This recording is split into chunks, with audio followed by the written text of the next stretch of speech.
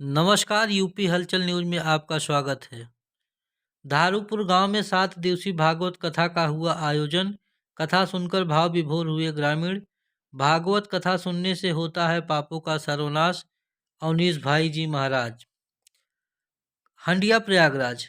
हंडिया तहसील क्षेत्र के धनुपुर विकासखंड क्षेत्र के धारूपुर गांव में 7 दिवसीय श्रीमद् भागवत कथा का आयोजन किया गया। श्रीमद् भागवत कथा के अंतिम दिन आचार्य अवनीश भाई जी महाराज, जो कि वृंदावन से पधारे हुए थे, उन्होंने बताया कि भगवान के विविध अवतारों, राजा परीक्षित के जन्म, कर्म और मोक्ष की कथा, श्री कृष्ण के द्वारिका गमन आदि के बारे में बताया। कहा कि इस युग में मनुष्य सत्संग से ही अपने भाव पर नियंत्रण रख सकता है। सत्संग मिलना भी मनुष्य के लिए सौभाग्य होता है, इसलिए मनुष्य को जब भी कभी सत्संग मिले तो निश्चित ही वहां पर समय देना चाहिए। कहा कि भगवान कथा के श्रवण मात्र से ही लोगों को मोक्ष की प्राप्ति होती है।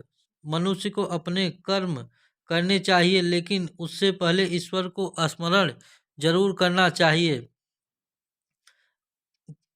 श्रीमद् भागवत कथा के मुख्य यजमान श्याम कमल पांडे ने आरती की। पंकज पांडे, संजीव पांडे द्वारा कथा में उपस्थित श्रोताओं में प्रसाद वितरण कराया गया।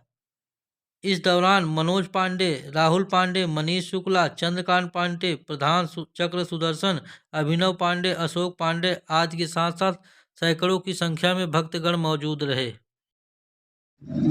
भागवत कथा हो रहा है, इससे यहाँ के ग्रामीणों को क्या ज्ञान मिलेगा और क्या सीख मिलेगी? देखिए, मैं आचार्य अवनीश भाई जी श्री धाम वृंदावन से पधारे हुए हैं तीर्थराज प्रयाग क्षेत्र में, और इस हंडिया तहसील धारूपुर में ये कथा हो रही है, जिसके हमारे मुख्य यजमान श्री श्याम कमल पांडे जी हैं। बहुत ही दिव्य, बहुत भव्य आयोजन हो रहा है।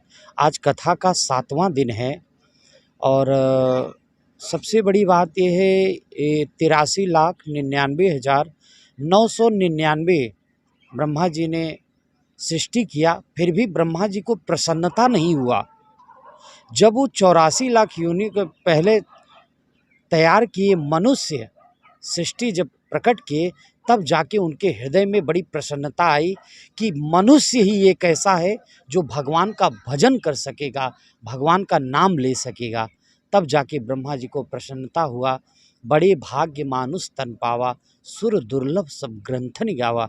और ये मानव शरीर मिला है तो भगवान की सेवा करने के लिए, और जीवन में जैसे एक गाड़ी को चलाने के लिए 2 पहियों की ज़रूरत होता है, एक पंछी को उड़ने के लिए 2 पंख की ज़रूरत पड़ता है, ऐसे ही ये मानव जीवन चलाने के लिए एक धर्म और एक कर्म, ये 2 रूपी अगर आपके पास पहिया है, 2 रूपी अगर पंख है, तो आप जीवन में सदैव आगे बढ़ते रहेंगे।